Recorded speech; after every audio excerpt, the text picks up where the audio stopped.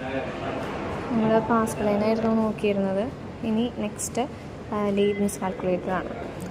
ലീബ്നിസ് calculator എന്ന് പറയുന്നത് ഇപ്പോൾ നമുക്ക് മൾട്ടിപ്ലിക്കേഷനും ഡിവിഷനൊക്കെ നല്ല രീതിക്ക് പെർഫോം ചെയ്യാൻ വേണ്ടിയിട്ട് പാസ്കൽസ് ഐഡിയ യൂസ് ചെയ്തിട്ട് ക്രിയേറ്റ് ചെയ്തതാണ് നമ്മുടെ ലീബ്നിസ് കാൽക്കുലേറ്റർ എന്ന് പറയുന്നത്.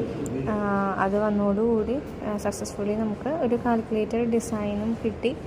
പിന്നെ നമുക്ക് പാസ്കലൈനും അല്ലെങ്കിൽ അതിൻ്റെ മുന്നത്തെ മെഷീൻസൊക്കെ യൂസ് ചെയ്യുമ്പോൾ അഡീഷനും സബ്ട്രാക്ഷനൊക്കെയാണ് നമുക്ക് കൂടുതലായിട്ട് ചെയ്യാനായിട്ട് പറ്റിയിട്ടുള്ളത്. അപ്പോൾ ലീബ്നിസ് കാൽക്കുലേറ്റർ വന്നപ്പോൾ നമുക്ക് മൾട്ടിപ്ലിക്കേഷനും ഡിവിഷനും ഒക്കെ നല്ല രീതിക്ക് ചെയ്യാനായിട്ട് സാധിച്ചു. Next jacquard loom. Jacquard loom എന്ന് പറയുന്നത് ഒരു മെക്കാനിക്കൽ ലൂമാണ്. അത് ഇൻവെൻറ്റ് ചെയ്തത് ജോസഫ് മാരി ജാക്വേർഡ് എന്ന് പറയുന്നൊരു ആളാണ്. ഈ ജാക്വേർഡ് ലൂമിൽ കുറേ പഞ്ച്ഡ് ഗാർഡ്സും അതുപോലെ തന്നെ പഞ്ച്ഡ് ഹോൾസും ഒക്കെ ഉണ്ട്. അത് നമ്മളുടെ പഞ്ച്ഡ് ഗാർഡ്സിൽ അല്ലെങ്കിൽ പഞ്ച്ഡ് ഗാർഡ്സ് പഞ്ച്ഡ് ഹോൾസൊക്കെ യൂസ് ചെയ്യുന്നത് ഇപ്പോൾ നമ്മളുടെ ഡാറ്റാസ് ഒക്കെ നമുക്ക് സ്റ്റോർ ചെയ്ത് വയ്ക്കാം എന്നുള്ള കോൺസെപ്റ്റിലാണ് ഈ പഞ്ച്ഡ് ഗാർഡ്സൊക്കെ ഇൻവെൻറ്റ് ചെയ്തത്. അപ്പോൾ നമ്മളുടെ ഓപ്പറേഷൻസ് ചെയ്യാനുള്ള കാൽക്കുലേഷൻസ് ചെയ്യാനുള്ള ഡാറ്റാസൊക്കെ സ്റ്റോർ ചെയ്യാന്നുള്ളൊരു കോൺസെപ്റ്റ് ജാക്വേർഡിലും കൊണ്ടുവന്നു. നെക്സ്റ്റാണ് difference engine. Difference engine invent ചെയ്തത് ചാൾസ് ബാബേജ് ആണ്. ഡിഫറൻസ് എൻജിനിൽ നമുക്ക് കൂടുതലായിട്ട് കാൽക്കുലേഷൻസ് മാത്തമാറ്റിക്കൽ കാൽക്കുലേഷൻസൊക്കെ നമുക്ക് ചെയ്യാനായിട്ട് പറ്റും. അത് കൂടുതൽ സിമ്പിൾ ഓപ്പറേഷൻസ് ആയിട്ട് നമുക്ക് ചെയ്യാനായിട്ട് പറ്റും. അതായത് പല രീതിക്കുള്ള മെഷീൻസുകളൊക്കെ കണ്ടുപിടിച്ചു. അപ്പോൾ അതിലൊക്കെ ഓരോ കാര്യങ്ങൾക്ക് വേണ്ടിയിട്ട് സെപ്പറേറ്റഡ് ആയിട്ടുള്ള ഓരോ മെഷീനുകളാണല്ലേ.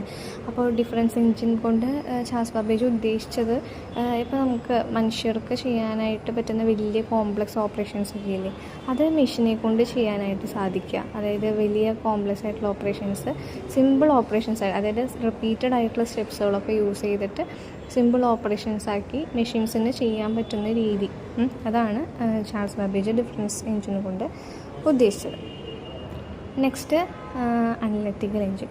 അനലറ്റിക്കൽ എൻജിനും ചാൾസ് ബാബേജിൻ്റെ തന്നെ സംഭാവനയാണ്. അപ്പോൾ അനലറ്റിക്കൽ എൻജിനിൽ ഒന്നുകൂടി ബെറ്റർ ആയിട്ടുള്ള ഒരു കോൺസെപ്റ്റാണ് കൊണ്ടുവന്നത്. അതായത് ഇപ്പോൾ ഡിഫറൻസ് എൻജിനിലൂടെ ചാൾസ് ബാബേജ് പറഞ്ഞത് എന്തായിരുന്നു, നമ്മളുടെ ഈ ഒരു ഡിവൈസിന് എല്ലാ നമ്മുടെ മാത്തമാറ്റിക്കൽ ഓപ്പറേഷൻസും സിമ്പിളായിട്ട് ചെയ്യാനായിട്ട് പറ്റണം. ആ ഒരു കോൺസെപ്റ്റാണ് അനലറ്റിക്കൽ എൻജിനിൽ ചാൾസ് ബാബേജ് ഉൾക്കൊള്ളിച്ചത്. സ്റ്റോർ ആൻഡ് മിൽ എന്ന് പറയുന്ന ഒരു കോൺസെപ്റ്റാണ്. സ്റ്റോർ ആൻഡ് മിൽ എന്ന് പറയുന്നത് ഇപ്പോൾ നമ്മുടെ ഡാറ്റ സ്റ്റോർ ചെയ്യുക, നമ്മളുടെ ഇൻപുട്സുകളാണെങ്കിലും ഔട്ട്പുട്സുകളാണെങ്കിലും സ്റ്റോർ ചെയ്ത് വയ്ക്കുക, ഒപ്പം തന്നെ പ്രോസസ്സ് ചെയ്യുക എന്നുള്ളൊരു കോൺസെപ്റ്റ് കൂടി. അതായത് ഒരു സിമ്പിൾ കമ്പ്യൂട്ടർ എന്താ ചെയ്യുന്നത് ബേസിക്കായിട്ട് ആ ഒരു കാര്യങ്ങളാണ് അനലറ്റിക്കൽ എൻജിനിൽ കൊണ്ടുവരാനായിട്ട് ചാൾസ് ബാബേജ് നോക്കിയത്. അതുകൊണ്ട് തന്നെയാണ് ഫാദർ ഓഫ് കമ്പ്യൂട്ടർ എന്ന് പറയുന്നൊരു ടാഗ് നമ്മളുടെ ചാൾസ് ബാബേജിന് കിട്ടിയത്. Next Hollerith machine.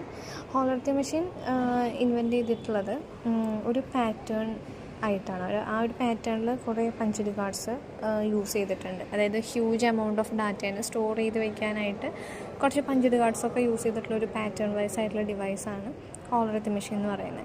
പിന്നെ ഒരു എക്സ്ട്രാ ഫീച്ചർ എന്ന് പറയുന്നത് ഇലക്ട്രിസിറ്റി യൂസ് ചെയ്തിട്ട് റീഡ് ചെയ്യാനും റൈറ്റ് ചെയ്യാനും പറ്റും എന്നുള്ളതാണ് ഹോളർത്തി മെഷീൻ്റെ ഒരു പ്രത്യേകത. നെക്സ്റ്റ് ആണ് മാർക്ക് 1. മാർക്ക് 1 എന്ന് പറയുന്നൊരു സിസ്റ്റം ഇൻവെൻറ്റ് ചെയ്തത് നമ്മളുടെ ബേസിക് അരിത്മെറ്റിക് ഓപ്പറേഷൻസ് ഒക്കെ മുൻപേ തന്നെ മിക്ക സിസ്റ്റത്തിനും ചെയ്യാൻ പറ്റും എന്നുള്ളത് നമ്മൾ കണ്ടു. അപ്പോൾ ബേസിക് അരിത്മെറ്റിക് ഓപ്പറേഷൻസിനോടൊപ്പം തന്നെ ട്രിഗണോമെട്രിക് ഫംഗ്ഷൻസും അതുപോലെ തന്നെ ലോഗരിതംസ് യൂസ് ചെയ്തിട്ടുള്ള ഫംഗ്ഷൻസൊക്കെ ചെയ്യാൻ ആയിട്ട് സാധിച്ചു ഈ മാർക്ക് 1 ഇൻവെൻറ്റ് ചെയ്തതോട് കൂടിയിട്ട്. അപ്പോൾ ഓരോ മെഷീൻസ് കണ്ടുപിടിക്കുമ്പോഴും ഓരോ അഡ്വാൻറ്റേജസ് അല്ലേ, ഓരോ അഡ്വാൻറ്റേജസാണ് നമ്മൾ കണ്ടുവരുന്നത്. അപ്പോൾ ഇത്രയാണ് നമ്മളുടെ ഈ എവല്യൂഷൻ ഓഫ് കമ്പ്യൂട്ടിംഗ് എന്ന് പറയുന്നൊരു ഭാഗത്ത് ഉള്ളത്. ഏതൊക്കെ മെഷീൻസാണ്, അതുപോലെ തന്നെ എന്തൊക്കെ പർപ്പസാണ്, ഓരോ മെഷീൻസും കണ്ടുപിടിക്കുമ്പോൾ എന്തൊക്കെ അഡ്വാൻറ്റേജസ് ആണ് ഓരോന്നിലും വന്നിട്ടുള്ളതെന്നൊക്കെ നോക്കിയിട്ട് പഠിക്കാനായിട്ട് ശ്രദ്ധിക്കാം.